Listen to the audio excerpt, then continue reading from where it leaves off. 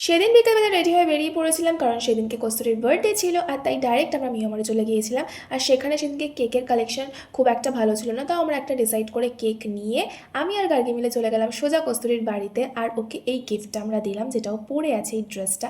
আর আমাদের দাবি ছিল যে ওকে আজকে এই ড্রেসটা পরে কেকটা কাটতে হবে। আর ও ড্রেসটা পরে একটুখানি ন্যাহারা করছিল, যেটাকে আমরা একদম ইগনোর মেরে দিয়েছিলাম। বাট সত্যি ওকে ড্রেসটা পরে ভীষণ সুন্দর লাগছিল, কারণ আমরা কেনার সময় খুব কনফিউজড ছিলাম।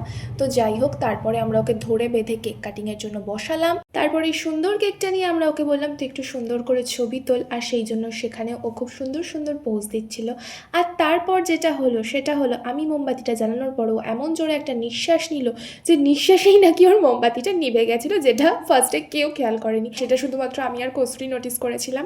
তো যাই হোক, তারপরে কেক কাটিং স্টার্ট হলো। Birthday to you, happy birthday dear কচু। তারপরে কস্তুরী আমাদের সবাইকে সুন্দর করে কেক খাইয়ে দিচ্ছিল, আর তারপরেও আমাদেরকে ট্রিটও দিয়েছিল, আর আমরা অনেকক্ষণ বসে গল্পও করেছিলাম।